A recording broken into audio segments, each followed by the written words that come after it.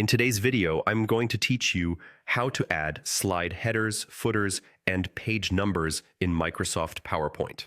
Adding these details is a simple way to make your slides look polished and informative, whether you're sharing a date, a short note like draft, or consistent details across your entire presentation. Start by opening your presentation and heading to the Insert tab along the top ribbon.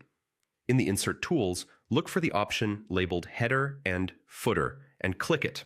This opens a dialog box that controls what information appears on your slides.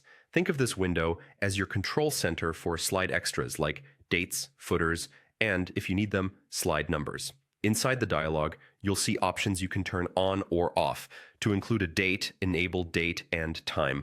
To add your own message, enable footer, then type the text you want to appear on your slides. For example, you might enter sample only or a short project label. This is helpful for keeping internal drafts clearly marked or for adding a brief reminder at the bottom of each slide.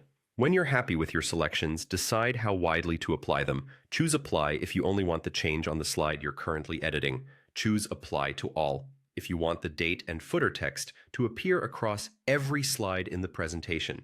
Apply is great for one-off exceptions, while Apply to All is the fastest way to keep everything consistent from start to finish.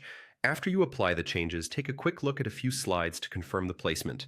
You'll notice the date and footer text usually appear near the bottom of the slide.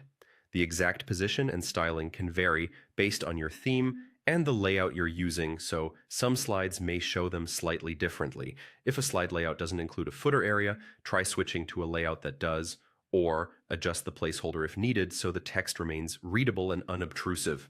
And that's all there is to it. You've successfully added headers, footers, and dates to your PowerPoint slides, and you know where to manage slide numbers too, all from the same dialog. These small additions go a long way toward making your presentation clear, consistent, and professional.